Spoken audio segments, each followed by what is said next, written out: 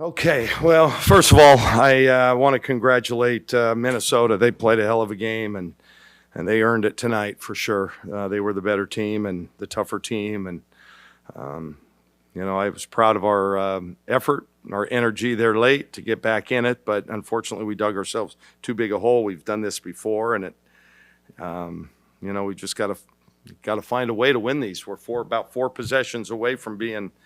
Instead of 2-6 in conference, we'd be 6-2, and it just hasn't gone our way when we really need buckets. But tonight we didn't shoot it well. We gave up 46 points in the paint. I mean, you get outscored 30 points in the paint, you're going to have a hard time beating anybody, let alone a good Big Ten team. So, it's another opportunity loss. 3 really good close games here at home in conference, and we haven't been able to, to get it done.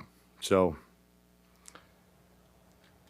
what do you think was the biggest problem offensively for you guys? Well, I thought in the first half we got really pretty good looks. I think one of our biggest problems, we don't finish well around the rim. I mean, I don't know how many points we left on the court.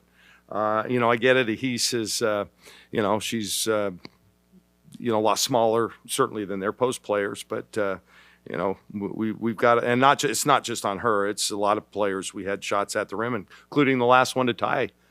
And we just got to do a better job there. We've got to finish better. But I thought in the first half we had good looks. I really did. I thought maybe we rushed a couple of threes, but for the most part we executed well. I thought second half we played with a little more enthusiasm, but and I thought we got equally good shots. We're just not making them. How much did it come down to a handful of possessions? Is there one down the stretch there that you're looking back going, hey? Well, it's a long way away. I think we were trying to call a timeout when we got that last steal, and I don't know. It sure looked physical to me, but they kind of let that go pretty much the whole night. They were pretty aggressive, but that one's too bad. I think because then that ended up being 2 points, right, after the scramble. And, and that probably was what did it there at the end. I mean, even if it's their ball and we have a chance to get a steal or whatever, then, the game's maybe change. But she's not going to miss that layup in that case. Did you sense any type of hangover from the disappointing loss the other day to Wisconsin? Well, I don't want to go on a Mick Cronin rant here, but the fact that, it's, that happens. That's part of the Big Ten. They come out here once. We have to go out there a lot. And, we played a hard-fought double overtime game on Sunday, travel that night, get home at midnight, and, we have a day off, and then it gives us 1 day to prepare for this team. And that makes it tough, but, I'm not going to use that as an excuse. We've had that same situation a couple of times, and we've played good games. But yeah, I mean, at this, that's always an issue. Certainly, I think the travel, but we try not to make it an issue. So I'll answer it here, but I'm not going to talk to the team about it. Well, I guess what went behind the decision not to play Katie in a couple of those sequences down the stretch? Because we needed somebody that was looking out on the perimeter. At that point, we don't need twos. We don't need tough twos. And we just felt that, and part of it is coaching, trying to make a point as well. In that position, we have to create, some time for others. And I love Katie, love her, and she's a great competitor, but she's one of those that just wants to, take it on her shoulders. And we got to continue to, we're better when we can move the ball, when we space this thing out. Plus 12, and not to suggest that's a perfect stat, but that stands out. Anything she was doing particularly well to help you guys tonight? Yeah, she had some pretty good activities. She was good on the boards early. She got hands on balls, hit a couple of threes. Yeah, I mean, she can be a really good player. I mean, that's, she's got the length. She's got the skill set. She's just got to be consistent with it. But, yeah, I thought she played a great game. I thought Ari, I see the, the plus minus, but I thought Ari did a good job. She does every game. She just plays with a lot of heart and energy. How challenging is it as a coach when your team is taking decent shots and they're just not making it? Like how much input can you have on a game and adjusting on the fly when that's just not happening? all we can do is try to design some sets to get them the best shots that we can get. At some point, got to make them. You know, I was looking at the last game.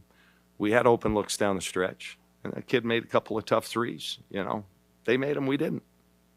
You know, free throws and some other things, and you know, we just, for whatever reason, you know, we've won a couple of close games, but we just haven't been able to pull these out. And I get it. You know, our two best players are sophomores, you know, that didn't play much last year. We're still growing and learning.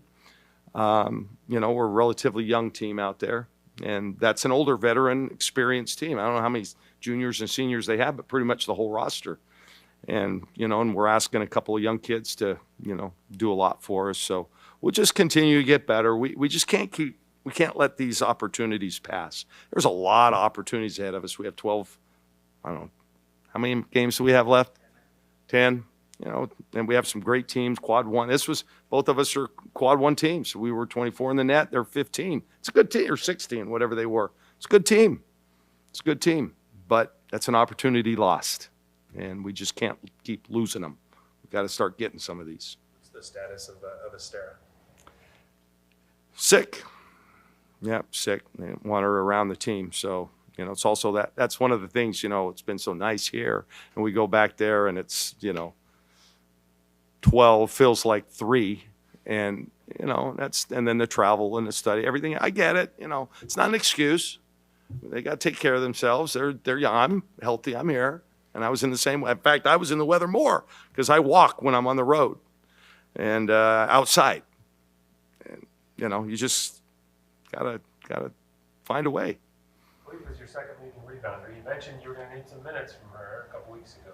Philippa? Yeah. Oh, she's spectacular. She's like a college pro, you know. She just brings the lunch pail every day to the office and works hard. And I'm going to keep playing her more because she's earned it. I mean, first half, I think she had 5 rebounds in 3 minutes. And she's just pretty solid. But I thought in the end that kid just, you know, buried her a couple of times. She's good. They're a good team. They're a good team.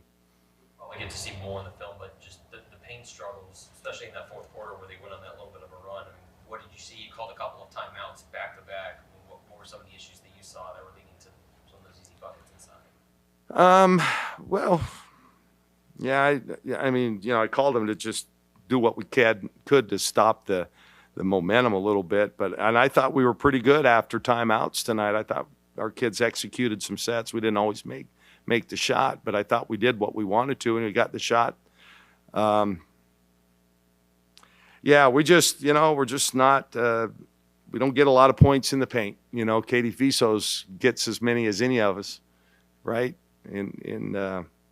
And you can't win that way, really. You know, we've got to have an inside presence. And Hees is trying. I mean, she is an incredible, you know, athlete and competitor, but, you know, she's just given up a lot of size. And so somebody else is going to have to step up and help us there.